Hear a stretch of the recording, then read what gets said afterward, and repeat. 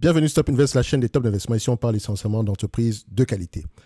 Nvidia a une fois de plus impressionné les investisseurs avec des résultats financiers dépassant les prévisions pour le dernier trimestre. Le chiffre d'affaires et le bénéfice par action ont connu une croissance significative par rapport à l'année précédente, principalement grâce à la forte demande pour ces produits destinés aux centres de données, qui sont essentiels pour les applications d'intelligence artificielle générative. Donc, le segment Data Center, moteur de la croissance. La demande croissante pour les technologies d'IA, en particulier l'IA générative, a propulsé la croissance du segment Data Center de Nvidia. Ce segment représente désormais une part majoritaire du chiffre d'affaires total de l'entreprise, soulignant son importance stratégique. Des perspectives encourageantes malgré un contexte incertain. Pour le prochain trimestre, Nvidia prévoit une poursuite de sa croissance avec des revenus attendus en forte hausse par rapport à l'année précédente. La société reste optimiste quant à la demande continue de ses puces GPU d'IA. Donc, par rapport aux défis à l'horizon, qu'est-ce qu'on peut remarquer? Bien que Nvidia soit en position de force, l'entreprise fait face à certains défis. Sa dépendance à l'égard de quelques clients majeurs pourrait représenter un risque si ces derniers décidaient de réduire leurs commandes ou de développer leurs propres solutions. Donc, elle dépend à peu près, comme vous pouvez citer ici Amazon, vous pouvez citer Microsoft, Google, enfin soit Alphabet, je l'appelle toujours Google, Meta, c'est près de 40%, ces entités-là. Et donc, comme je l'avais mentionné dans une vidéo précédente, ces entités-là sont volontairement en train de surinvestir en date d'aujourd'hui. Et donc, dès le moment où on va commencer à ralentir, on va commencer à réduire un peu la voilure au niveau ici, la dépense en capital de croissance, parce que c'est de ça qu'il s'agit, eh ben, ça va se répercuter sur les revenus de Nvidia. Ne l'oubliez pas. Et donc ça, c'est un risque. C'est ce qui pourrait même nous encourager à ne pas payer un multiple assez élevé dans tous les cas de figure. Je ne suis pas en train de vous dire ici que non, Nvidia, c'est une bulle ou quoi que ce soit. Tout ce que je sais, c'est que ce n'est pas durable. C'est tout. Et je me réserve royalement le droit de me tromper. Et quand je dis que ce n'est pas durable, c'est que le cycle de croissance peut être... on peut avoir un cycle de croissance à long terme, mais interrompu généralement par des périodes de ralentissement plus ou moins prolongées. Donc, faites attention. De plus, la concurrence croissante sur le marché des puces d'IA pourrait exercer une pression sur les marges d'NVIDIA. Pour le moment, on a un pricing power parce qu'on a un produit que tout le monde s'arrache, donc on peut fixer les prix. Enfin, les tensions géopolitiques, notamment les restrictions sur les exportations de puces vers certains pays, pourraient également affecter l'entreprise. Donc en conclusion, Nvidia demeure le leader incontesté du marché des puces d'IA et la croissance rapide de ce secteur devrait continuer à soutenir sa performance dans les années à venir. Cependant, les investisseurs doivent être conscients des défis potentiels et de la volatilité du marché. Donc, quels sont donc les points à retenir après la lecture des rapports financiers et l'écoute des conférences calls sur la compagnie qu'on appelle Nvidia? Et je rappelle que si Nvidia vous intéresse, vous devez également aller lire vous devez également aller lire sur les concurrents. Parce qu'il faut suivre la dépense en capital de ces différents concurrents-là. Surtout, ces concurrents ont tendance à publier leurs résultats avant Nvidia. Et donc, lors des conférences calls, on peut vous donner des indications. OK?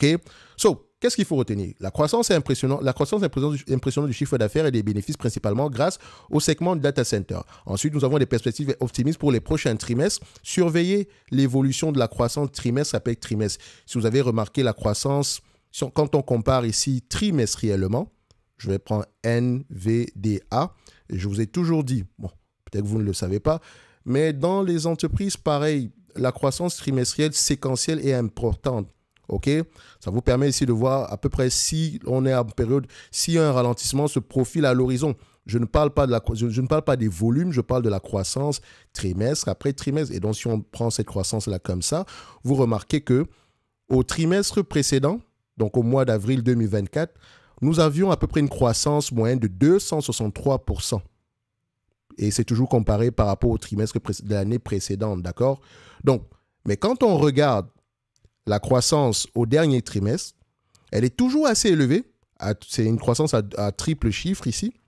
Mais on a un ralentissement par rapport à la période précédente. Et il faut faire attention. Dans ce secteur d'activité, c'est une information à prendre en considération.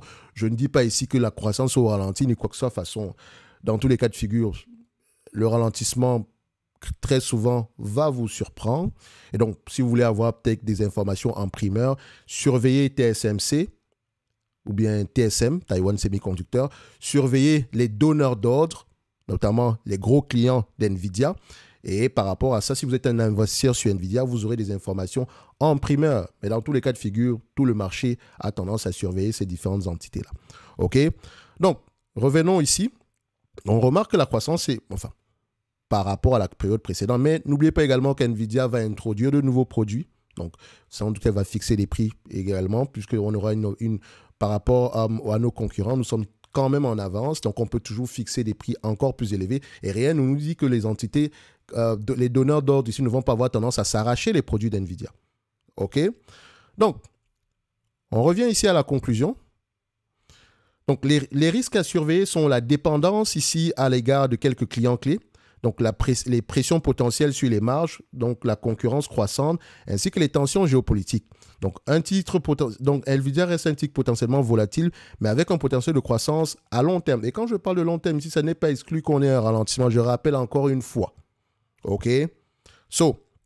Par rapport à l'évaluation d'NVIDIA, et je vous assure qu'évaluer NVIDIA en date d'aujourd'hui, c'est vraiment, vraiment assez compliqué, tout simplement parce que il faut déjà reconnaître que les bénéfices sont assez volatiles.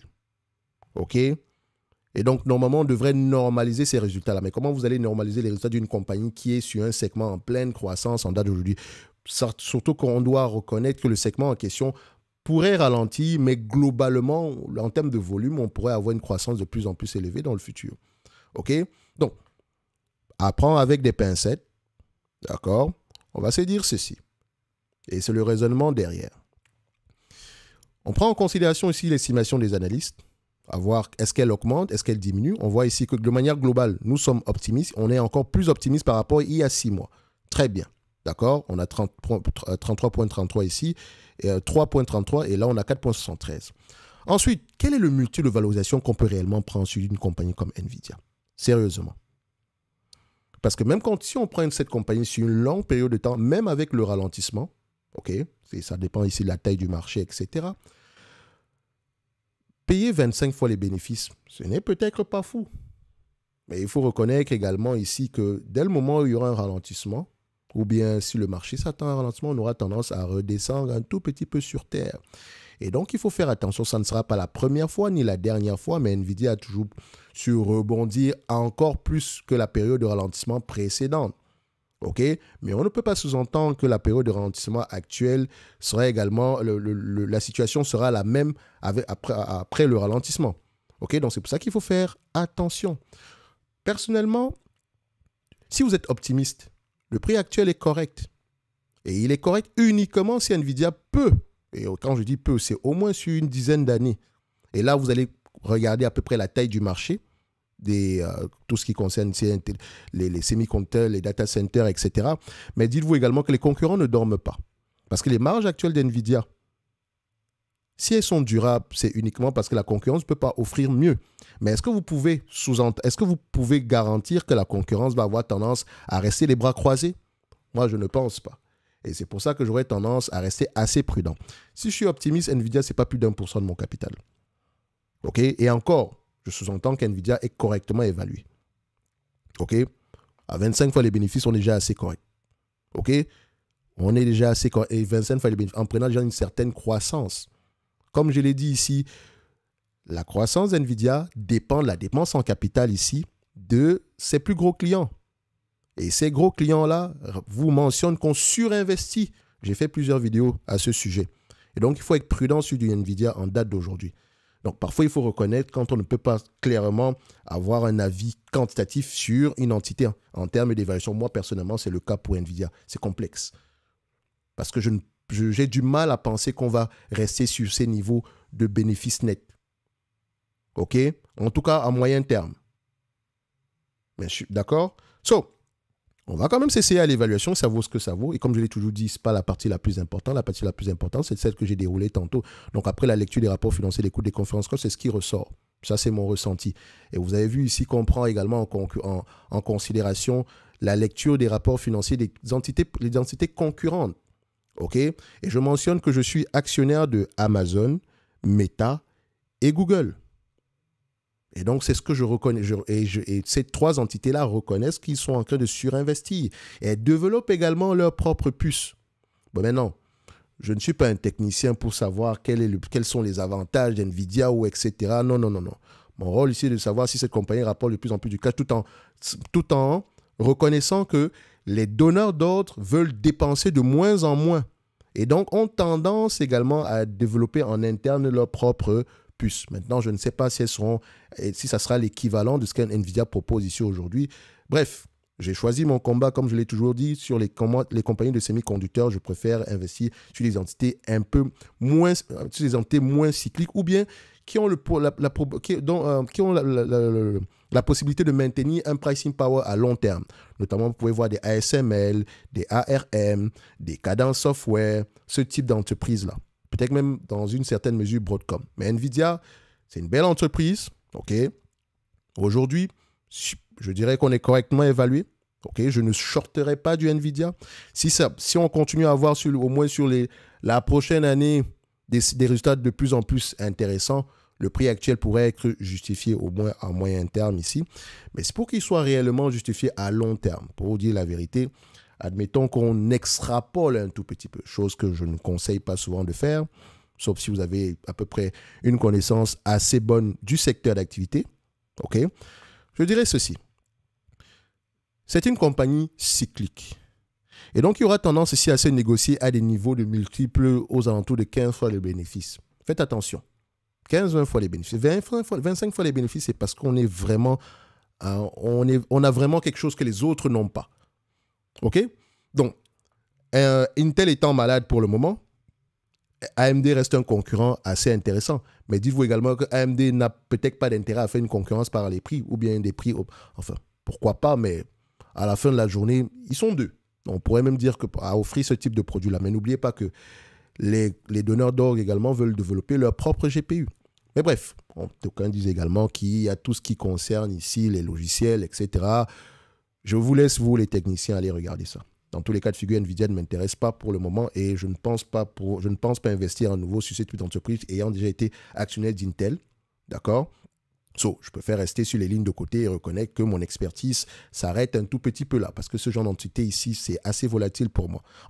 Au niveau des bénéfices nets. OK? Et donc, on préfère investir peut-être dans le même secteur d'activité, mais avec des concurrents un peu moins volatiles. Si, je dis bien, le prix actuel pourrait être justifié si NVIDIA peut maintenir une croissance moyenne de 30%. Je dis bien, croissance moyenne de 30% au moins jusqu'en 2030. Ce qui voudrait dire ici qu'en 2030, on pourrait avoir des bénéfices nets aux alentours de $10. Franchement, je ne sais même pas à quoi ça va ressembler au-delà de 2024. Encore moins en 2030. Et encore ici, on prend 2026. OK? Donc, j'invite vraiment à la prudence sur du NVIDIA. Allez-y, si vous êtes vraiment optimiste sur du NVIDIA, allez-y avec une partie, je dirais, une partie assez raisonnable de votre portefeuille. Ne cédez pas aussi ici au FOMO. D'accord? Parce que tôt ou tard, ça redescendra sur terre. Ne vous inquiétez même pas. C'est normal. C'est même pas... C'est comme si... Je n'aime pas parler d'évidence, mais voilà. OK? D'aucuns seront encore surpris quand ça se présentera. Et c'est peut-être à ce moment-là que vous allez regarder NVIDIA à nouveau. OK? Et donc, si on reste à 15 fois, il faut vraiment maintenir cette croissance. Et là, je vais vous demander d'aller regarder l'évolution en termes de taille du marché dans le segment le plus en croissance ici d'NVIDIA. Et vous faire un avis. OK? Donc, si vous êtes pessimiste, encore faut-il qu'il y ait à peu près ce niveau de marge ici à long terme. Je dirais que moi, c'est correctement évalué à la limite. Et encore, même à ce prix-là, j'ai vraiment du mal à penser mettre une toute petite part de mon portefeuille sur NVIDIA. Mais ce n'est pas moi qui paye, c'est vous. OK? Donc, globalement, on reste assez positif ici sur du NVIDIA. Globalement, de manière qualitative pour le moment, mais on reconnaît également qu'il y a des risques à court terme. Bref, Je vous laisse aller voir ça. Je sais que vous êtes déçus par rapport à l'évaluation, etc. Mais je pense que si vous suivez cette chaîne-ci, vous êtes un peu capable de vous débrouiller en termes d'évaluation. OK? J'ai fait plusieurs vidéos sur NVIDIA. Allez voir à peu près à quoi ça ressemble et faites-vous votre propre avis. D'accord? Merci. Au revoir. N'oubliez pas, en description de la vidéo, vous avez à peu près... Vous avez le service Top Premium Plus. Et si vous avez des questions par rapport à tous ces services-là, vous pouvez réserver un appel et on en parlera. OK?